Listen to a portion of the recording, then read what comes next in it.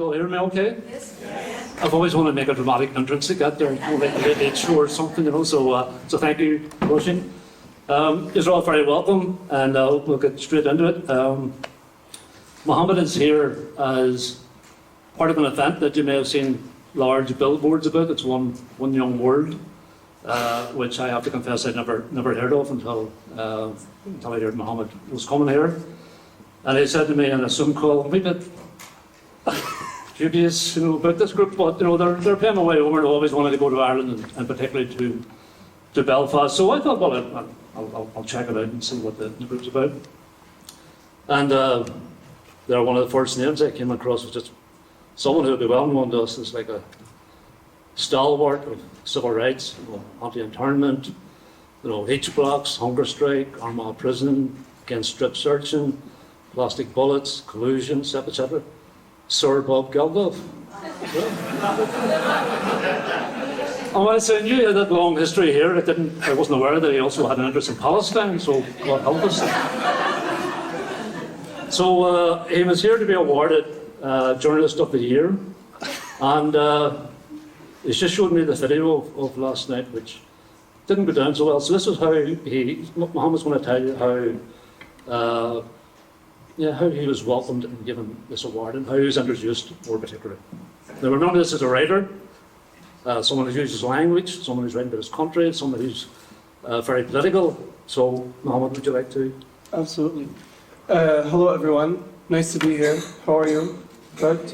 Alhamdulillah. God bless. I can't see anyone. That's Like interrogation. Yeah, I know. I didn't do it. First of all, I just want to say, before I even answer that question, I just want to say it's an absolute honor to be here with you. Honestly, I'm a huge admirer of your work and of your history, and I'm very grateful that you gave us the time of day today. And thank you so much to Cultureland for offering us this space.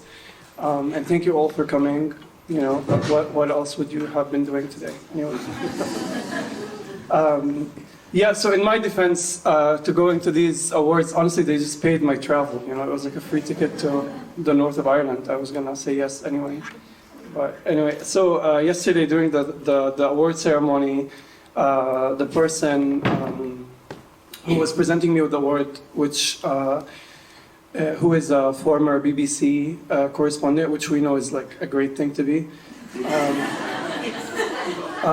had, you know, my biography on the teleprompter, and they decided to ignore my biography and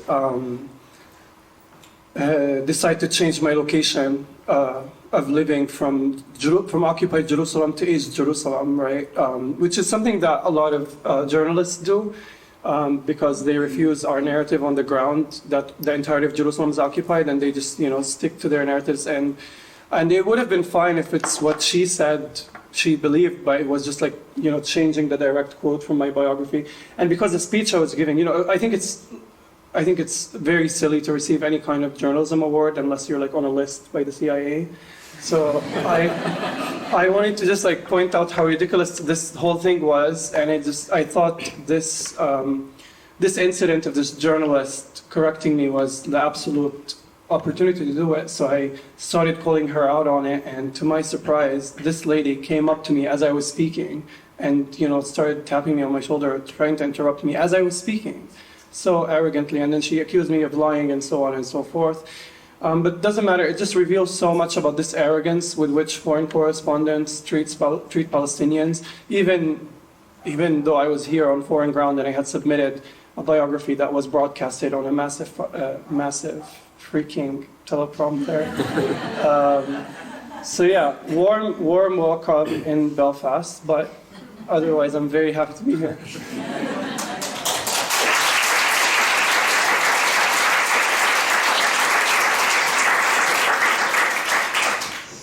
Well, Mohammed, given that we live in the occupied 6 counties, we're not going to say anything about the occupied territories over there. I've said to Mohammed a number of times that all of you want to hear his story, but he's adamant that he wants to ask me a couple of questions somewhere along the line, but it's not really going to be 50-50 if I get my way on it. But I suppose to kick off, Mohammed, if you could just tell us, I mean, you're still very young, he's 29? 25. 25? We'll call it 54 years up. Oh, apologies. I feel even worse now. And older. Prolific writer. I've been reading in the last number of weeks. But can you give us a brief background to born and grown up, and also what were the early influences on you, either people or events that happened that developed this political consciousness which you have from a very early age? Absolutely. I mean, I think speaking about a childhood in Palestine is quite a thorny subject, because in some ways it is similar to the childhood of any other Palestinian, in the sense that our lives have been marked with so much land theft and settler and colonial violence. But at the same time, I think the situation in which I grew up is so bizarre.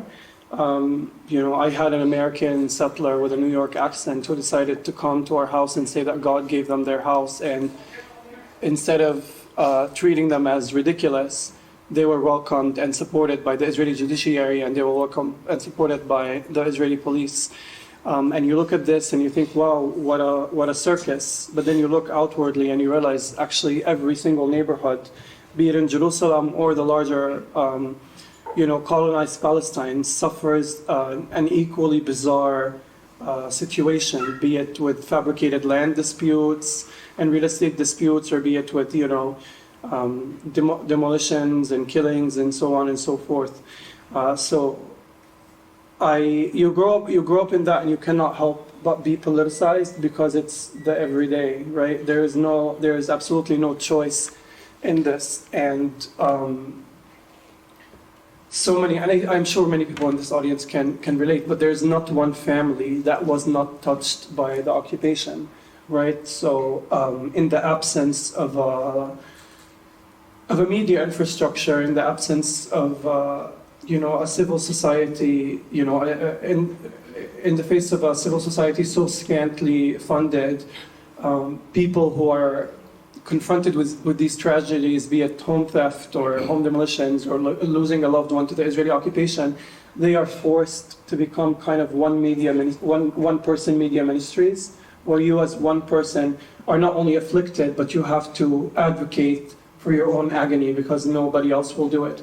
And this was the kind of situation in our neighborhood, where we, as children at the time, would speak to foreign correspondents, like that lady from BBC, who are wonderful and not racist whatsoever, with our broken English, trying to convince them not only of our plight, but really of our humanity, right? Trying to convince them that the violence that they promote as terrorism, the violence that they vilify and demonize, is so perfectly human and natural. It's a natural response to occupation. This is the kind of childhood I had experienced, and it's not far off from the childhood of many Palestinians. I can talk about the various voices that have influenced me as a writer, Palestinian writers. I could talk about Rashid Hussein, Ghassan Kanafani, so on and so forth.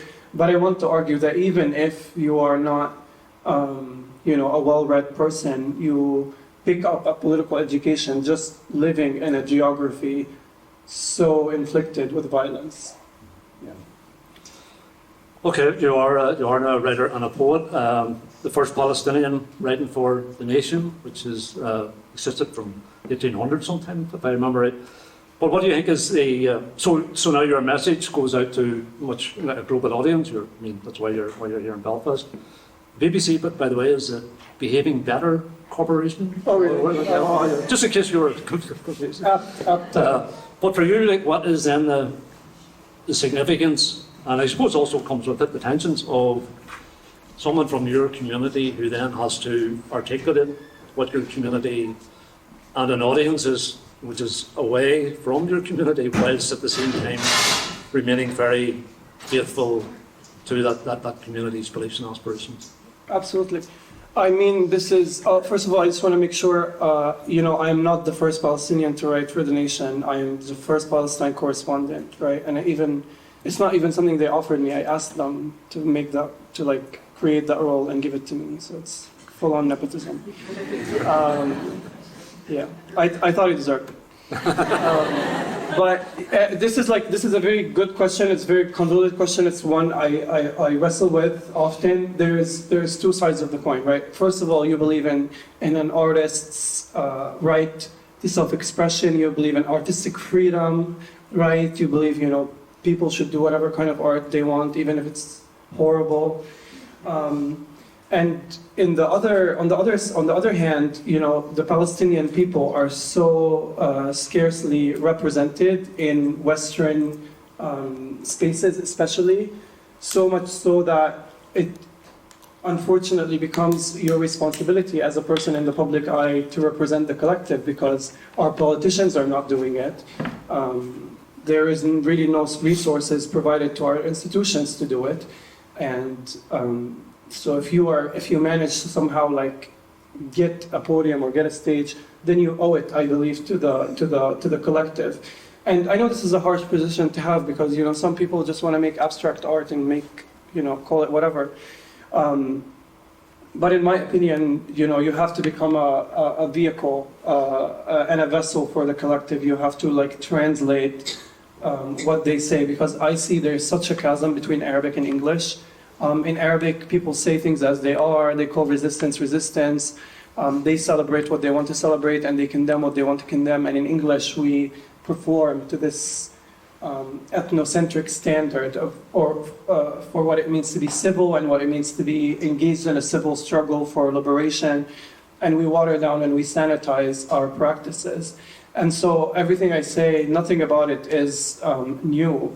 And nothing about it is original, but I think I am keen and conscious to translate and close the gap and just translate what the Palestinian street says in the English language. Obviously, I reserve the right to change my mind when I have to write a new book, when I run out of ideas and I have to write, about something else. But for now, this is my answer. Okay, it's following on from that, associated with it, I read one of an interview you did with the playwright Rahida Taha, if I got her name right, and I just wanted to read a wee bit what had happened there. And you write that when I shared with her my devastated revelation that if I stood and read a poem before the Kalandia military barrier, it wouldn't crumble and catch fire, she invoked the same crescendo, and this is the words from Rahida. Liberation is a matter of accumulation. Anything that has been done and is being done now for the cause will not go in vain. It is an accumulation of so many small victories that will lead us somewhere one day. I don't agree with you, that was sort of you, that a poem will not liberate, or a song will not liberate, or a play will not liberate. All of these, plus so many other things, will move something along the years. We are building on what we have done since 1948, and even before that. In this context, the role of the artist in a liberation movement is the same as any member of that movement, except the obligation to participate in the climb. So did Rahida's words give you some solace? Yeah, because I was on a deadline and I had to submit. No. First of all, Rahida Taha is a brilliant playwright. She's working on a new play she's actually debuting a new play about Ghassan Kanafani, but her most famous play is called Ala Izayak Fani Ali, which is about her father who hijacked a plane in 1972. And it's the most daring, most honest Palestinian play I had ever witnessed. Granted, I haven't seen that many plays. That said, yeah, of course. I mean, it depends on the day, but they did give me some solace. It's the hardest thing to go around. I mean, it's not the hardest thing. Actually, it's quite a luxury, but it can be quite hard to go around, talking to hundreds and thousands of various people, talking to them, trying to explain to them things and persuading them, and then going home to your hotel room or to wherever you are, to a friend's couch, and then you're left with this feeling, thinking none of this matters, or none of this is going to advance the cause. So having that conversation with her, helped me put things into perspective, that nothing we're doing is new, and it's actually an accumulation of so many people's work. Yeah. Do you want to take the opportunity now Yes, to get one of your questions in? I don't know why they gave me Journalist of the Year. Clearly, I can't get this. For your writing, not for your talking. Well, I'm sure everybody in the audience is familiar with Lawrence's work. you gifted me your memoir, and it's about your first 5 years of incarceration, and I was reading that that's when you became not interested, but when you became kind of a practitioner in the arts and education and culture and so on and so forth. And it's not a discrepancy, but it's quite a contrast to be in prison at a time where there were like some of the harshest conditions imposed on Republican prisoners, and to be thinking of the arts and to be thinking of education and stuff like this. So I'm wondering, what was the incentive? Was it a source of hope, or did you think of it as a strategy for advancing the cause? What was it? Well, I suppose a lot of the big artistic or creative projects came a bit later, but I mean, it ties in with what we've just been talking about right there, and about like a poem or a short story or whatever. But in the conditions we had of that 5 years, 76 to 81, where we didn't have anything, I've described it as the most educational period of my life, because you had no TV, you had no radio, you had no books, magazines, anything. And it was an opportunity to just sort of reflect on who you were. Because the only thing we had was discussion, which was powerful. That's how you spent the days, talking out the doors, out the side of the windows, etc. And having debates. And because you have literally a captive audience, so I could be talking to you today, and we're talking about maybe I should be a journalist too. Maybe we're talking about, I don't know, South Africa, or we're talking about socialism or whatever, and I give some view. And then a couple of weeks later, we're talking on something else, issues. I don't really think feminism was around in those days for us. I think we're probably divorce was probably the most radical thing that these young Catholic boys were talking about. But anyway, you could offer an opinion on whatever this new topic was. But then someone could turn around and say, "But sure, last week you were saying blah blah blah about whatever else. So you're contradicting yourself now." And you suddenly realise you just had this bundle of ideas and comments and opinions that you'd never actually sat down and worked out, well, this is my position on A, B, C, D.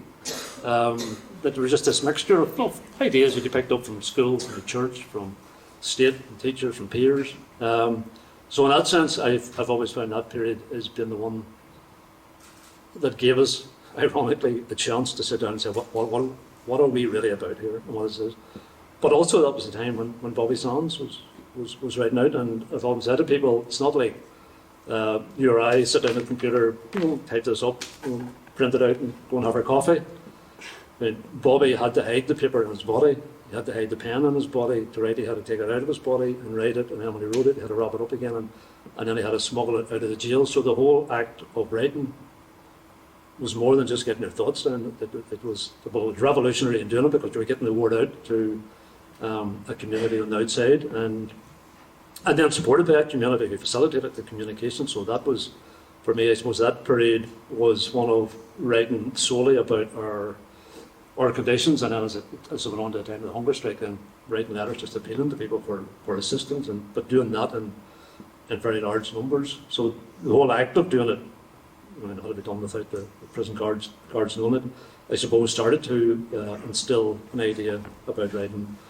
And the fact that Bobby then had been a poet and a writer and all the rest, I think, inspired a lot of the later stuff that did develop, which I can come back to. And really, that was about, again, telling our own story and writing our own history, because we said, like, nobody else is going to do it. Even those who might be fairly sympathetic to us, they're still not going to get the nuances. Mm-hmm. They're not there. We have the time, we have the ability, let's do it. And it was interesting that it still was a period of almost building that confidence of people, that they could actually do it, they could actually write, and it's worthy. And one of the first things I used to write with Brian Campbell, who's a very close friend and comrade, and started poetry workshops around about 1987, and more as by accident and design. It was winter nights, we didn't get out to the exercise yard, so we sat down and wrote poetry. And then Brian and I thought we both had the opinion that something that's handwritten, well, it's my thoughts or it's your thoughts or whatever else, but if it's then typed up on a page, it sort of takes on a new significance. And, it's picked up. And then if that page is put into a book with other pages and given a glossy cover and put into a library, suddenly it takes on this huge importance. It's still the exact same thing as what you wrote on a pen and handwriting.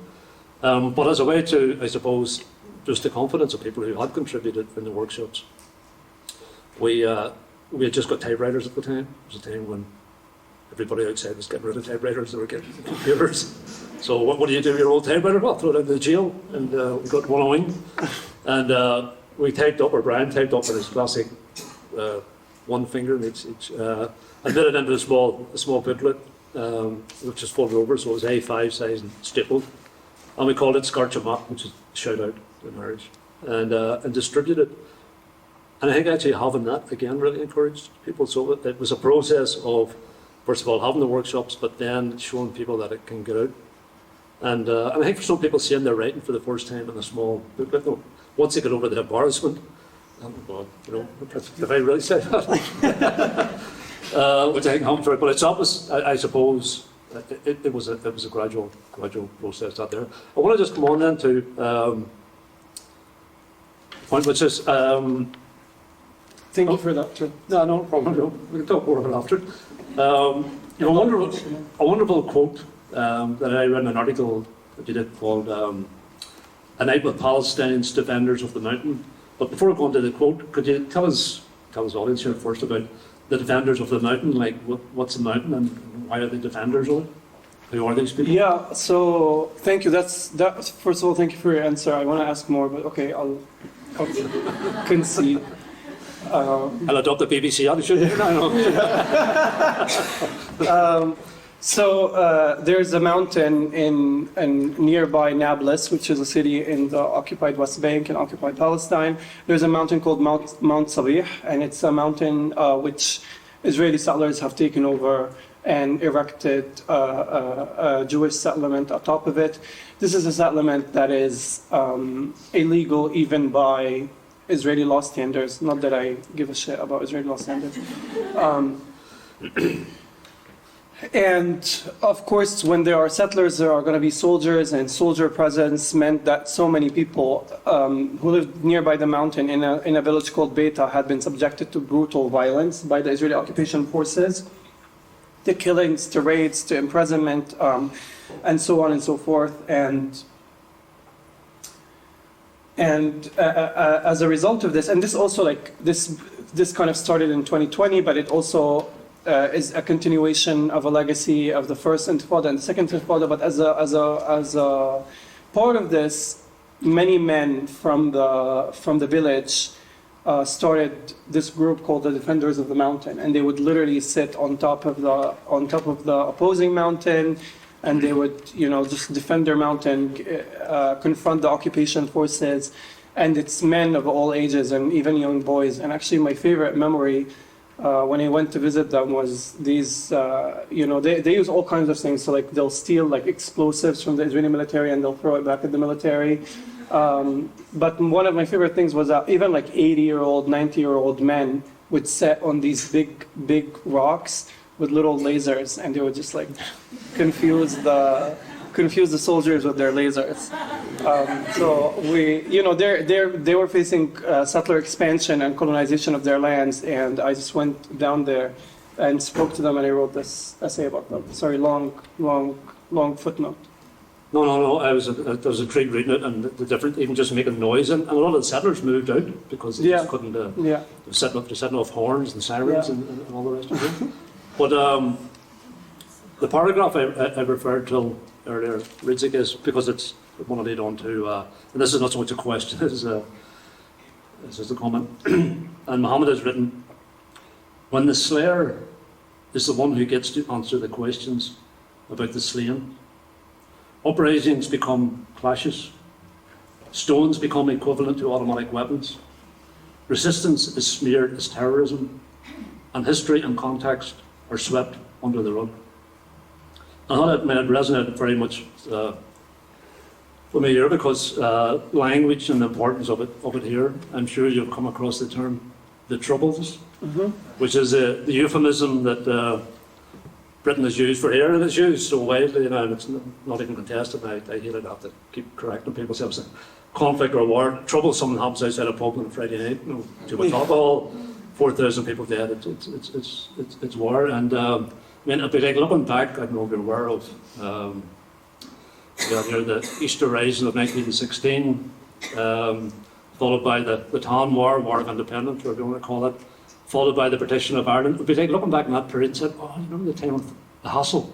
The trouble and the hassle, where it was worse. And I suppose for this might be one of your questions to me, particularly in the whole situation about the prison and the criminalisation process, there was a whole new language introduced in 1976. For instance, if you checked up with the BBC again, you would see that in 1975 they would still refer, even at that point, to IRA volunteers. They would refer to active service units, whereas in 76 a new language came in, and specifically for this purpose to criminalise and to name and reshape the other, or attempt to do that. So now it was the Godfathers, it was the Men of Violence, mafia-style shootouts, tit-for-tat killings, etc. And we were bombarded in the news with that language the whole time.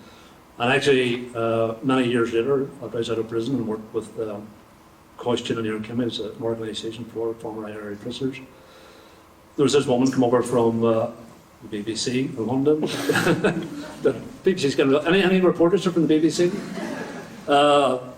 Come over. No, she was actually she was a very nice person, but she was doing preparation for an interview would come, and she kept coming out with all this terminology, and I stopped her at one point and said, "You aware that terminology just was introduced with the start of the whole criminalisation and the blocks and the removal of political status?" And she sort of questioned. I said, "Well, we'll go back and just look at your own archives." And to her credit, a week later she called me and she says, "I'm embarrassed. I had just taken on board that. I just loved it, but I never questioned it." I mean, and I suppose the thing that's always to be is like they even went a step further in the jail here, because we had what we would call social prisoners, but to make a distinction between them and us who were like beyond the pale, they became known as ODCs, ordinary decent criminals.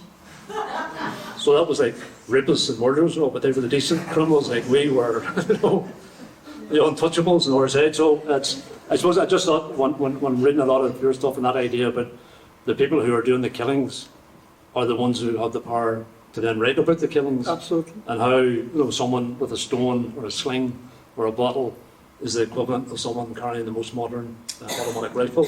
That was a connection here. But since we're on that, how did you become aware of the conflict here in Ireland, and how did you? I just want to comment also on this question, because it's really good, and also I have a better answer for this than the question you asked.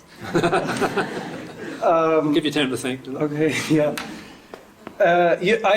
I've always been obsessed with language, and I think I'm even more obsessed with how nonchalant we are about language. We don't consider like the material impact of language. One example I use often, and if you've heard it before, I use this example, please forgive me, but the whole thing, our neighborhood and the kind of like theft of our homes and taking over our homes, the colonization of our homes, has been in the news cycle a few times in 2009, 2008, it was then again in 2019, 2020, and it's always referred to as evictions. They'll say like, these Palestinians are getting evicted from their homes. And I would talk to Palestinian journalists, American journalists, everybody on the spectrum, and we would have like these long conversations about like why I don't think they should use the word eviction. And everybody would, just brush me off as crazy because, why are you so obsessed about a word? But, the word eviction within itself implies legal authority. It implies that you are not paying your rent to a landlord, but neither is there a landlord, nor is there a rent owed, nor is there legal authority. The word eviction completely disregards the fact that not only there is a police force and a military force of complete foreigners throwing you out of your home, but the very fact that they should not be there in the first place, even under international law, right? So this is what a sanitized word like eviction does. And I think when we made that shift from saying eviction to expulsion, I think that's when it clicked in the minds of many, many people globally. And this can be also said about, just words like terrorism and terrorist attacks and so on and so forth, right? You have Israeli occupation forces who hilariously call themselves defense forces, who can raid our villages every single day, who have no business being there in the first place, who have nuclear weapons, who are the only nuclear regime in the region, who have shoot-to-kill policies, who attack children, whatever. And all of that is business as usual. But the second a Palestinian picks up a rifle or picks up a Molotov cocktail or a rock, then they are a terrorist. And we are reminded time and time again that violence that comes in a uniform, violence that is institutionalized and systematized, is acceptable. But the second you deviate from that, you become a terrorist. And this is, I think, where the importance of language comes, because it literally shapes the consciousness of the receiver. Because people are idiots, and they need to be spoon-fed the information. When did I, sorry. It's an opinion. When did I become aware of the struggle in Ireland? To tell the truth, this is not a very sophisticated answer. I became a teenager, 13, 12 years old, and I became aware of racism. I was like, fuck white people.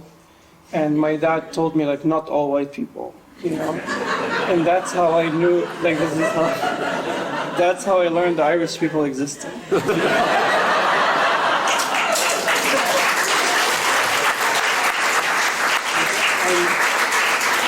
Okay, I'll conclude just for tonight.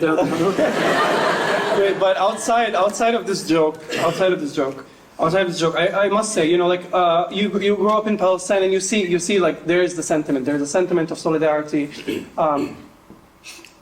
with the Irish people, the Republican struggle, with Catholics and so on. You see it sometimes on the apartheid wall, or like somebody will mention it in passing. I understand that like Mahmoud Darwish. Some of our poets would write about, the struggle here. But that was it, for me at least. It was only sentiment. And I did not understand the nuances, despite the information being widely available. And I think this my own ignorance here, highlights a gap that exists within solidarity frameworks, right? Where, we are satisfied with symbolism oftentimes, where it was enough for me to just know that, Irish people are great and they love Palestine and we love them and blah, blah, blah, and not really learn what was going on. And it wasn't until very recently that I started reading literature about the situation. I mean, we all knew Bobby Sands, but we didn't really know. I mean, we were inspired by the hunger strikes, but I don't want to say we, at least I wasn't super aware of everything.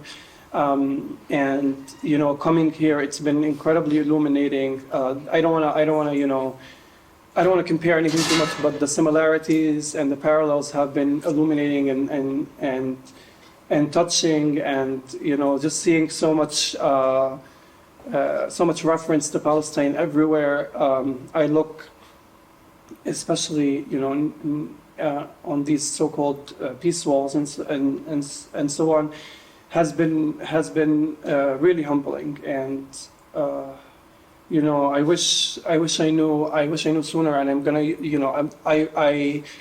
I want to use this my own ignorance as an opportunity to explore ways where I can bring these two narratives together in my own writing and in my own work, because I believe it's necessary. We can conclude here.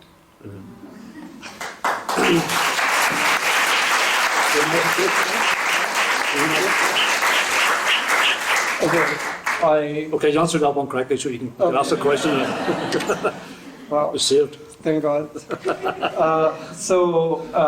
You were speaking earlier about how the material act of writing is within itself revolutionary, and how prisoners writing would inspire other people. Now, in Palestine, prison literature is a massive genre. I mean, one of the most prolific writers and inspiring thinkers we have in Palestine is Walid Daqqa. who's a Palestinian political prisoner who served, I think, 36 or 37 years in prison, who's suffering now from myelofibrosis, whose daughter, Milad, was born through, smuggling sperm outside of prison. He's just like an incredible story of resilience and resistance.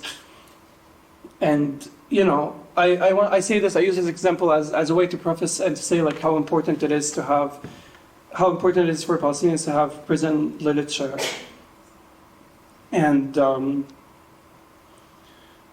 how important it is for Palestinians to have prison literature. But in reality, we don't really think about prisoners often. As like a general world population, prisoners are literally just like filed away somewhere. They're hidden away. They're out of sight, out of mind oftentimes.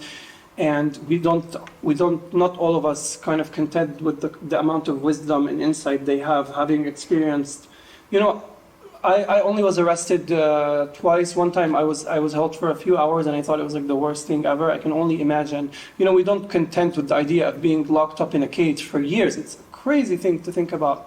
And in that regard, prisoners offer us so much insight and leadership. And I'm wondering, what do you think of that? What do you think? I mean, you kind of answered it earlier, but what do you think that genre of prison literature has done for the struggle here? Big question. Well, I think, it's interesting you're saying about maybe Palestinian prisoners and their way and their out of sight, and there maybe was I was going to say maybe it was a time, but I don't even think there was. There was always a very close connection between the prisoners and the community. You see it in the protests around anti-internment and such thing, where people were just interned and put in prison without a trial, and people out on the streets regularly. The whole communication system that was set up during the time of the blanket protest to smuggle, largely facilitated by women, because you could pass comms across the kiss. A network that just grew up of people just voluntarily engaging with it, and I think probably because of the protest, both in the H blocks but in Armagh Women's Prison, maybe people outside thought, well, if they're going through that, then I can put up with arrests or whatever else. And people who were regularly visiting jail were getting arrested and getting harassed and strip searched and everything else. So I think there was always that very close connection, and I think the hunger strike really solidified that and took it to another level. And what it also meant afterwards, I suppose prior to that, we would thought of people in prison as like casualties of war. So that's them away for 10 years or 20 years or whatever. But what it showed during the period of the blanket protest and the hunger strikes was that you could be agents of change, like even though you were in prison, you were affecting an awful lot of what was happening on the outside by your actions there. And a wee bit like what the playwright was saying, like an accumulation of things that lead to it. And then it was always inspiring reading whether it was biographies or whatever from other people, or it was Nelson Mandela, whether time in prison, or Gramsci or whatever else, or old people like from James Connolly onwards, and sometimes it was written in prison and sometimes afterwards, but just hearing those stories of what others had gone through, and people like O'Donovan Ross, who had his hands and monocle behind his back, had to eat his food off the floor, and also it puts your own situation into that sort of context. But I think it's the same of hearing with protests anywhere else in the world where people do very courageous things. It inspires you in your own situation. That's perfect. That's perfect. One of the things when I come on, and I'm conscious that I do want to go to the audience because I'm sure they have a lot of questions. And you've written about it recently, an article. I remember the full title, but it ends up saying it's not my fault you're Jewish. But it brings this thing about, when we're seeing it here, particularly with Jeremy Corbyn, the Labour Party, how the accusation of anti-Semitism can be thrown up immediately, and that's you gone. And I thought what you were writing about in that article was very good, because you're saying it's very much. And if I just mention one of the things in the article was a young guy recently who was arrested by the police there. 16 of them switched off their body videos, and then they branded the Star of David into his cheek, and there's a photograph of it. And as you say in it, there's now an inquiry, a bit of an uproar, but it's an uproar because it's the Star of David not because they'd arrested him and turned off their body armour. If it had been slashed, it wouldn't have even made it to the news. But I thought that article they teased out they want to be seen as Jewish, not as like Zionism. So could you talk about that thing of, because it must be leveled at you at times of being anti-Semitic or whatever? Sure. Yeah, it's quite a catch. Can you hear me? Oh, I turned it off. Can you hear me? Yep. Okay. Well, the sound of my own voice. It's quite a catch-22, right? Because like you grow up under a regime that professes itself as Jewish, right? You have the bureaucrat is Jewish. There's a Star of David on your travel document. The army calls itself a Jewish army, and it marches under what it calls a Jewish flag. The state calls itself a Jewish state, and it even enunciates its Jewishness and the fact that it's the only Jewish nation in the region. And at the same time, you are told you are not allowed to acknowledge that. Believe it or not, I was maybe 10, 11 years old, and I had to memorize all of the anti-Semitic tropes, and I learned about the snakes, and the lizards, and the nose, and the poisoned wells, and blah, blah, blah. And I learned about all these tropes because I learned to avoid them, because from a very young age, solidarity activists and politicians and diplomats who would visit our neighborhood would tell us, or would, imply to us that the fact that there were settlers in our house is only secondary to a global phenomenon of anti-Semitism. And for us to condemn these settlers in our house, we must first disclaim that we are not anti-Semitic, that we do not harbor any hatred in our hearts. And so as a child, I would witness my grandmother, refer to the Jewish settlers in our house as Jewish, and I would correct her, and I told her, no, don't call them Jewish, even though they were Jewish. So it was a catch-22. They over-enunciate their Jewishness, and yet you are not allowed to talk about it, because then you will become anti-Semitic.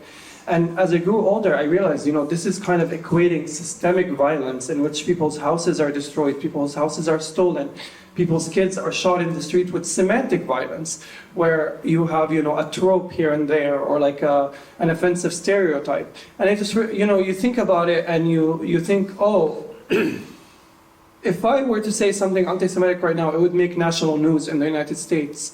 But the fact that my house was taken, that doesn't really garner any attention. And this is what happens. I mean, there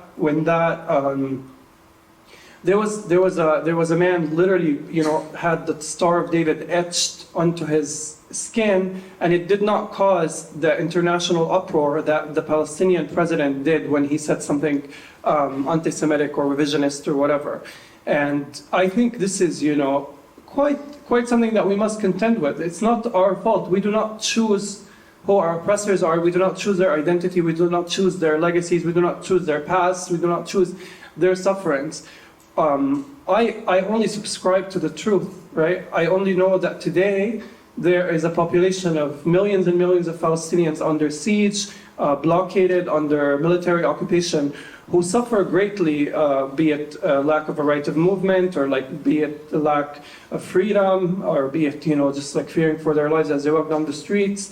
And that to me is my priority. Advocating for the safety and the dignity and the freedom of the Palestinian people.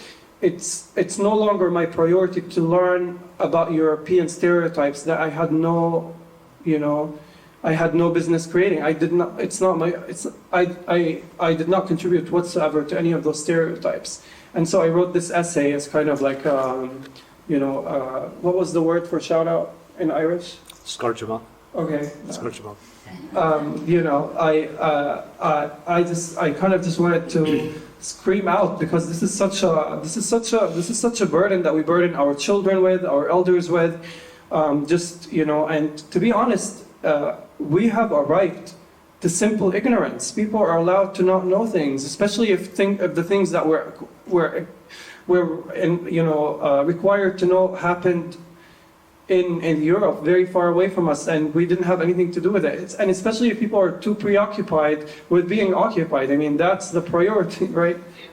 I didn't mean to make it.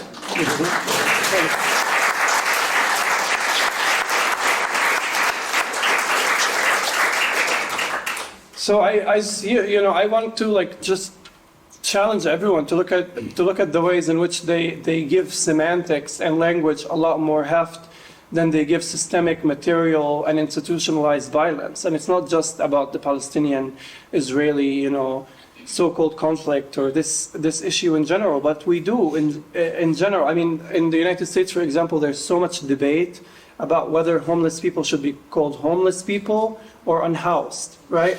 And there's little debate about how we're gonna put them in houses, right? This is a massive problem where we deal with aesthetics. We deal with another example is like an Israeli politician like Itamar Ben-Gvir, who's like a very racist politician, he's very loud, quite charismatic too. Anyway, Yeah, it's fine. He went on TV a few weeks ago and he said, I as a Jew have more rights than you as an Arab, to an Arab TV presenter, right? And everybody was up in arms. Even the United States wrote out a condemnation of his racist remarks. But his racist remarks saying that he has more rights as a Jew, or that his life as a Jew was worth more than Palestinian freedom, is what he said word for word, is literally the truth. It's the facts on the ground. It's the policies. He just said the policies out loud. And those policies that do in fact ensure that Jewish life is valued more than Palestinian life are not questioned, are treated as, business as usual. But as soon as somebody dares to spell the quiet part out loud, it's a problem. I think that's a huge problem,